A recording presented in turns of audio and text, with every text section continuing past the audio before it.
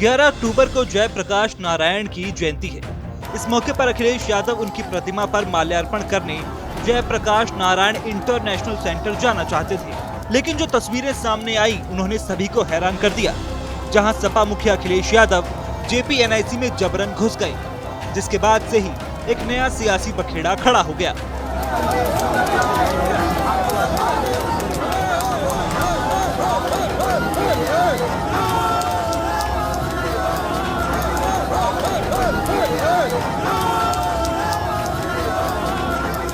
लेकिन बताया जा रहा है कि JP नारायण की प्रतिमा पर माल्यार्पण के लिए बाकायदा उन्होंने LDA उपाध्यक्ष डॉक्टर इंद्रमणि त्रिपाठी से अनुमति मांगी थी, लेकिन उन्हें इजाजत नहीं मिली।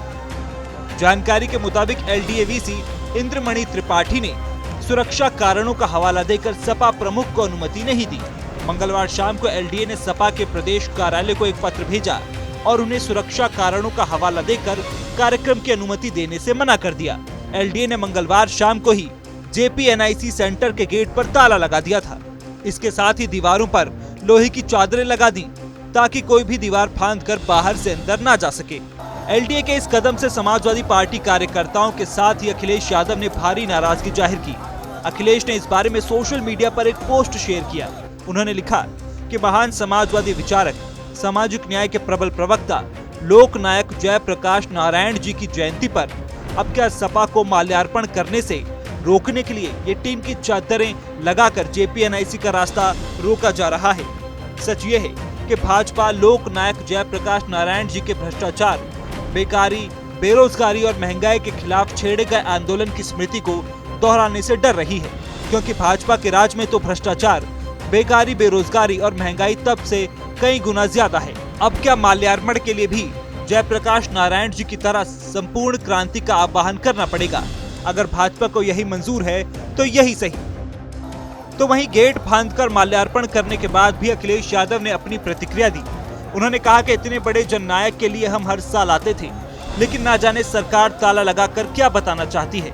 ये वही JP हैं जिन्होंने संपूर्ण क्रांति का नारा दिया था। उनके साथ कितने ही समाजवादी नेताओं को जेल जाना पड़ा था। कि इस JP समाजवाद म्यूजियम में हम लोग माल्यार्पण करने पहली बार आ रहे हों, लेकिन पता नहीं सरकार टीन की शेड लगा करके, टीनें लगा करके, दरवाजा बंद कर करके, ताला लगा करके पता नहीं क्या बताना चाहती थी। ये वही JP हैं जिन्होंने संपूर्ण क्रांति का नारा दिया था, और वो इसलिए दिया था कि उन परिस्थितियों में उस समय पर चरम सीमा पर महंगाई थी, चरम सीमा पर बेरोजगारी थी, चरम सीमा पर भ्रष्टाचार था, और न जाने कितना उनके साथ देश के समाजवादी नेताओं को जेल जाना पड़ा, इमरजेंसी लगी। और जिस समय वो PGI अस्पताल में थे, उस समय जो उन्होंने जेल डायरी लिखी, उसमें लिखा कि मैं कैसे सोच सकता हूं एक लोकतांत्रिक देश में इमरजेंसी लग जाएगी। उसमें न जाने कितने लोगों को जेल भेजा गया, कई लोग कई वर्षों रहे, और उस पीड़ा को, उस तकलीफ और परेशानी को जीवन भर नहीं भूल पाए।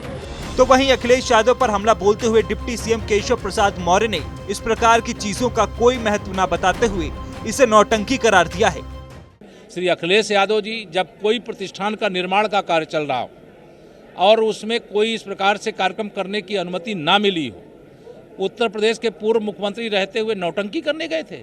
आज वो ये बतावें कि उस कांग्रेस की गोद में क्यों बैठे हुए हैं। JP जी के चरणों में उनको श्रद्धांजलि अर्पित करने का भी नैतिक अधिकार नहीं है अगर वो कांग्रेस की गोद में बैठे, जिसने देश में आपातकाल थोपने का काम किया है, लोकतंत्र की हत्या करने का काम किया है। JPNIC पर हुए इस सियासी घटनाक्रम के बाद सपा और BJP में वार पलटवार का सिलसिला शुरू हो गया है। अब देखना होगा कि JP के नाम पर शुरू हुई जंग क्या 2024 तक जाएगी।